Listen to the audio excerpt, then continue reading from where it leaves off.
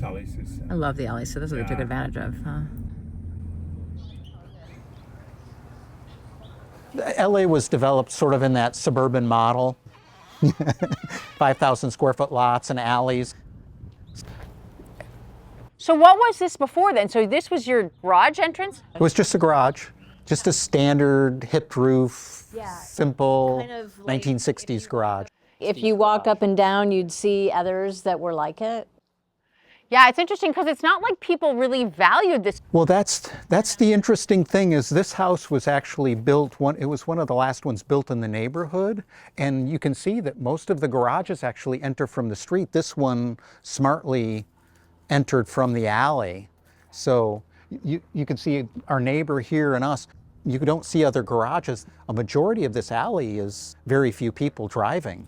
So you saw that you had space here.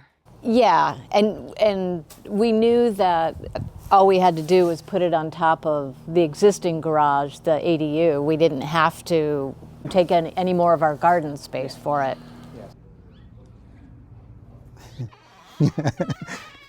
Yeah, so no, Adam comes in off the alley. Yeah, go out there. Thank you. So you knew this place had a big backyard. It isn't huge, but we decided to keep the existing footprints because we didn't want to use up the whole yard. This was the backyard originally. Okay. The footprint is the original garage. Okay. So, and then we built the ADU on top of it. But you almost feel like you've gotten two homes on one lot now. Well, it is two dwelling units. Yeah. So, yeah. And he does have privacy. Like he comes in back from the alley and you can just go right up. So we may not see each other for like 3 days or... We were going to put a second story on the house and we thought about it for a long time, and then they started changing the laws and they started allowing ADUs, and we went, hey, let's build an ADU, we'll move into it and then we can remodel the house. And so we lived in the ADU for over a year. Wow. So it's one big room. It's one room, kitchenette, and a bathroom. An attempt to kind of make it as simplified as possible. We only have one sink. And so the bathroom itself is really a wet room. So there's a toilet and a shower, and it's just a tiled room. It's all about one room. One room for the bath, one room for the bedroom. Basically put the medicine cabinet, in the in the wall. Oh yeah, you in here. have to So get all the space. You got to have space for some of that kind of stuff. It's pretty simple. So it is how big? Inside the walls, it's about 300 square feet. It's a little more than, it's 307, I think, because we were designing to lot coverage, what we thought would be a maximum. At the time that we did it, they were going to make it smaller and smaller, so we designed it for 50%, and then they actually passed the law and said it was 55%. And so 5% of the lot was 307 square feet, so it allowed us to do this. Even see how that corner is filled in? We filled that in because it was too many square feet. Wow, so you got right to the 307. We took what we could get. You took what you could get, yeah. Yeah. Natural light is a big deal, so every space kind of has a window or access to light. For all of the light in the windows that we did put in, we really worked hard to make sure that there was no direct sight lines into the house. Yeah. So even though that's looking out onto the deck for our bedroom, but it doesn't look into our bedroom. Oh yeah, you can't see it all. And it's the same thing for our living room downstairs. You don't look directly into this unit in any way. So they're kind of nicely separated, yeah. This opens up and you can see the house, but again, you're not looking directly into any particular space. But for him, in order to get this glass door, we give him the ability to just close the curtain. And then one of the really important things for us was so that we didn't have to start subdividing the yard, that the yard is in fact kind of communal. How did it work out? How did you even determine how do we let somebody live in our backyard? So you needed a place to live. Yeah. Yeah. So. Right? Well, I was living in a studio. It was really intense to live in such close quarters. So you had roommates. Yeah, Yeah. in the studio. And I had the bright idea of, hey, I should ask those guys if they might have an idea of a place to live. Yeah, he didn't know we had an ADU, I don't think. And the dogs are part of it too, right? Yeah. Yeah, well, that was actually the initial impetus, might have been our second conversation with Adam was, are you good with dogs? And if we leave town, would you watch them? So having this be open and kind of communal, and the dogs, they think that's part of their home too. So when he comes home, they go up the stairs with him. The idea is that if we did find a tenant that said, I can't stand dogs, you could basically put a fence like this. And so they could come in and they could go into their own place and they wouldn't have to interact with the dogs. So we had designed something like that, and we were fortunate enough to have Adam come, and it's like, I love the dogs. I'm perfectly happy with them. And we're like, good. Then we don't have to chop up the yard anymore.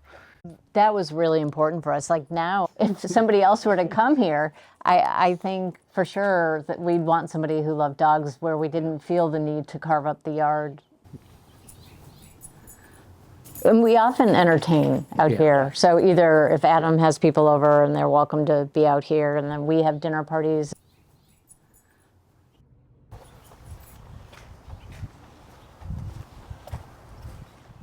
Los Angeles is known as a very kind of non-committal place. I think people are yearning for more of a sense of belonging. Welcome to my space.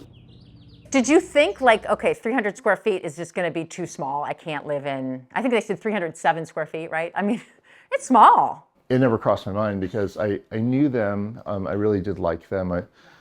But it also, there's a discipline to it. There's a rigor. You wake up and do the dishes because frankly, there's not a lot of space to just clutter up. And then you clean the place every 2 or 3 days because how else were you going to get by?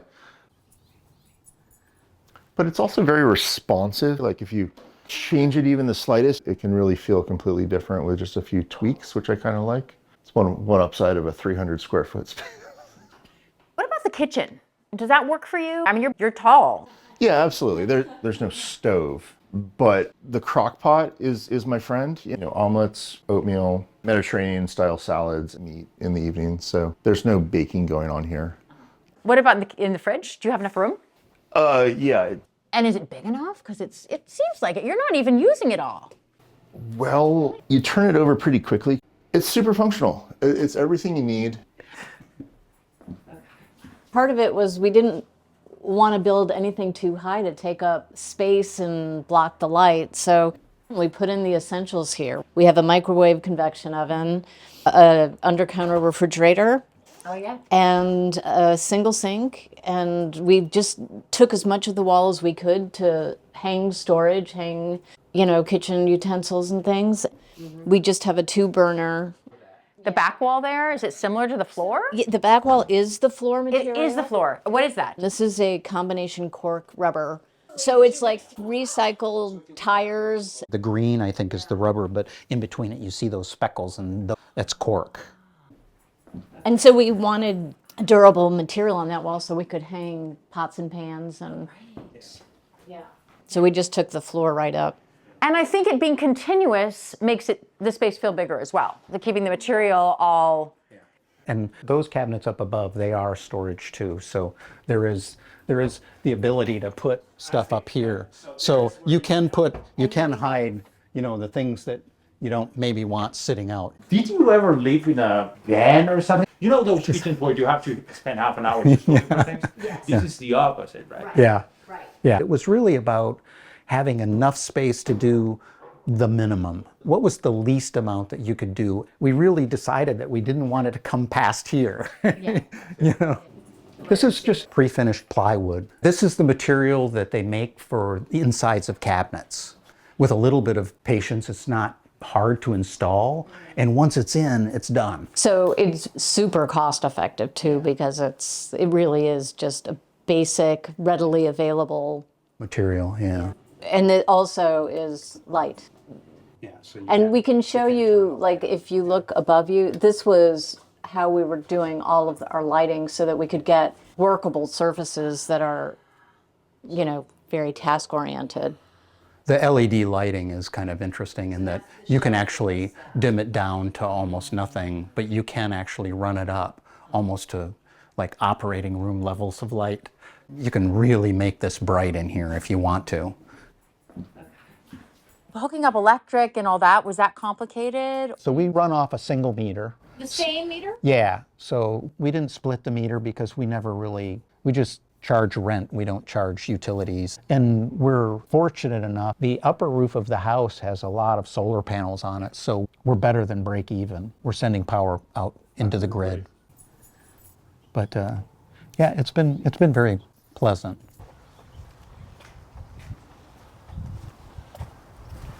But you can see how close you are to the ADU. Yeah. And then here you also see how the views to the ADU, which are minimal. Right. Yeah. And the doors, you can, in the summertime, open it all up, and it's still very private. So you see the wall, you just don't see what's going on up there. And there's, as close as we are to it, it's a long ways away. Yeah, so it works out really well. The interesting thing about the house is that the footprint of the house was the same original footprint. Okay. So when we remodeled, we kept this as it's the dining room and the living room the same way we had it in the original house.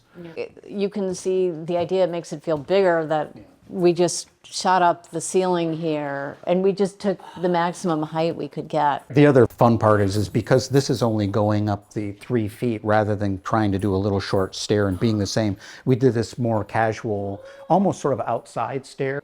So it's all the pre-finished birch plywood, and this is the other window that we bring a ladder in once a year, open it up, and then it stays open all summer, and then there's a day, you know the day where you go, oh, today's the day we got to close the window.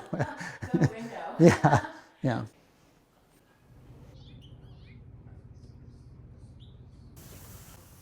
So this was just a recovered roof space or something? This was all, yeah, we're on the roof of the house. So we're above the roof. We're 3 feet above the roof here. And this deck is because we maxed out our buildable area, so we couldn't enclose it, so we used it.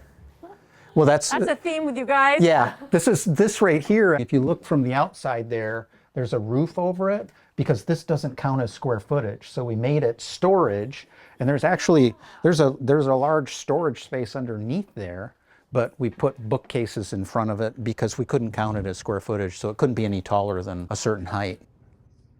Now that you're here, can you tell me again, from here, what can you not see and see of the... Well, we can't see directly into his unit. We can, like, that's his kitchen window, but even that... You don't see anything. I don't see anything, and I'm tall. Right? Yeah. No. I mean, if you walked over there and he was in the kitchen, you could say hi to him. That's the only place. And if he wanted to pull that curtain, then you couldn't even see him at all. I mean, it is urban living, so I don't think you want to avoid all contact. So, that's interesting. Yeah. Right. Because you're getting some good things with this contact, right? Yeah. We are, but we're also just preserving some privacy, because living in 300 square feet, I think there isn't a lot of place you can go and still feel like nobody's watching or... Yeah. So you keep your shade closed most of the time then? Because most of the time, yeah, because that's also morning sunlight, so it's kind of nice to have. That's why. It diffuses it rather than having the sun right in your eyes. But if you see, comes up like, right there. we don't look into his unit from here. Again, we went with a high windowsill. Yeah, this is the same kind of design idea as in the ADU, where we keep it high and you see sky. So it's a lot of sun in here and privacy. It's very private for us, obviously, because nobody can see us in here. So there is no privacy issue. They were really careful when designing the two structures to kind of make sure there's no direct line of sight. And then, does that bother you that you have the bedroom, living room / everything room, right? The one room. I love living here, and there's no one I need to impress or entertain. So, no, and then the couch, these come off here, so my brother, when he's in town, or my friends who might need to pass out, can sleep here. Do you work from home? Is that why you have a whiteboard here? Yeah, no, I'm an entrepreneur. I'm a product developer. I'm an inventor. This is actually the product. If you spin a can in ice, you'll pull the heat out of the drink. So you take a warm can and this product, and you will have an ice cold drink in 2 minutes, requires ice. So you've had meetings in here? Yeah, we have some team members coming to town next week, and we'll sit here and brainstorm and drink beer and have a good time.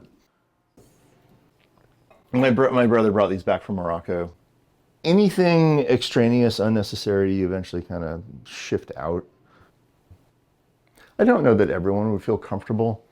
I read in a book once that home is where your stuff is stored.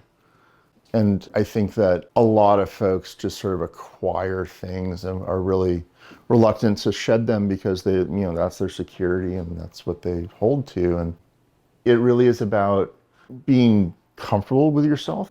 There's kind of a mindfulness in that you don't have just a bunch of like stuff distracting you.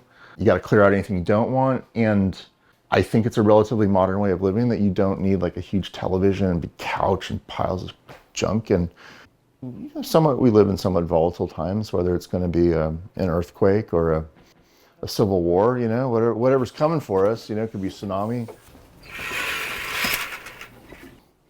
So be light on your feet and know where your priorities are.